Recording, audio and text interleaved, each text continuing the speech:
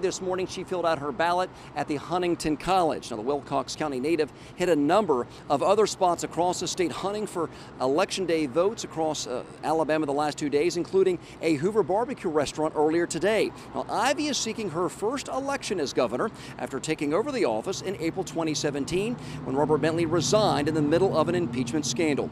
Ivey has spent the last year stressing her ability to, quote, steady the ship and touting the state's record low unemployment rate.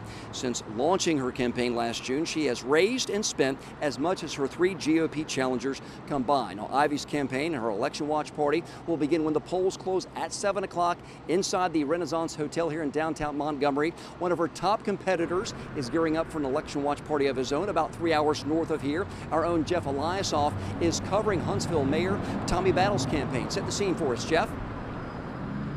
John, thank you very much. Good afternoon from the Early Works Museum here in Huntsville, Alabama, where tonight 3-term Mayor Tommy Battle hopes to celebrate at least getting into a runoff. Battle voted early this morning at the First Baptist Church not too far from here.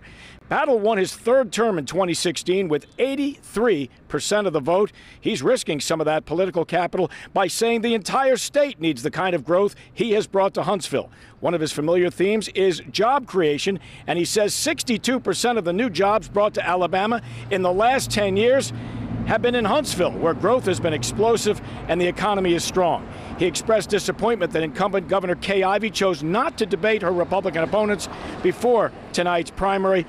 As John was saying, the watch party for her begins at 7, so does the one here at 7 o'clock behind me in this museum. We're expecting Tommy Battle here shortly after the 7 o'clock hour. With 4 candidates vying on the Republican side, well, it's pretty likely you'll have a runoff, but in Alabama politics, anything is possible, and usually anything happens.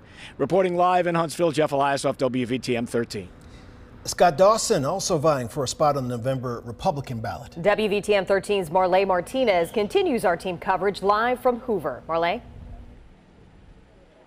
We're here at the polling place at Ross Bridge. This is the old Welcome Center. It's now a church, and it's just a mile down the road from the barn where GOP candidate Scott Dawson will be holding his election night party. We've been following Dawson throughout the day. He and his wife, Tara, and their 2 kids, Hunter and Hope, all voted this morning at the Greystone Fire Station. Then they spent the day in Trussville, stopped by Chick-fil-A, of course, to grab some lunch, and there they talked with some undecided voters. One thing that Dawson highlights about himself versus the other GOP candidates, he's an outsider. He's the only Republican candidate who has never held public office. So we're standing here at the Ross Bridge polling place, again, just a mile down the road from where Scott Dawson will be later this evening, and we'll bring you all the highlights from his party. Live in Hoover, Marley Martinez, WVTM 13. And now to the Democratic side, where the mayor of Tuscaloosa is making his pitch to lead the state. WVTM 13's Dan Odell joins us live from Tuscaloosa. Dan.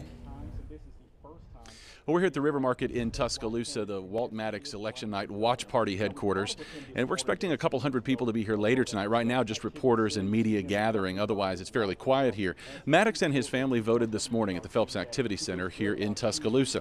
Since the 4-term Tuscaloosa mayor announced his candidacy in October, he says he's had 675 meetings or campaign stops, and he tells me he's convinced the biggest issue facing Alabama is health care.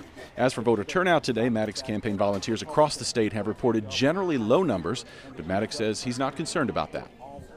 I feel very good. I mean, at this point, the precincts we need to do well in seem to be going well, but ultimately we'll know at 7 o'clock. But right now, I feel pretty good.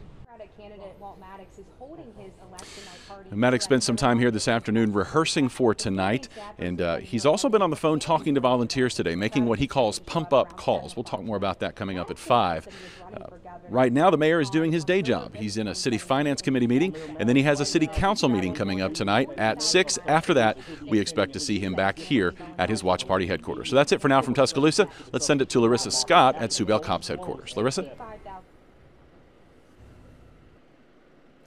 Thanks, Dan. We are in Montgomery, about a mile from Sue Bell Cobb's campaign headquarters. Now, the Montgomery County Registrar is reporting about a 12% voter turnout so far. Cobb voted around 9 a.m. this morning. She's spending the day resting with family and is gearing up for tonight. Her campaign manager says they've been focusing on direct voter contact the past few weeks, calling and texting every registered Democrat. They say they're feeling really hopeful and excited. Cobb is anticipating a long night and a close race. Now, the former Chief Justice is expected to arrive at campaign headquarters around 8:30. Well, she'll be talking to press soon after that. Live in Montgomery, Larissa Scott, WVTM 13.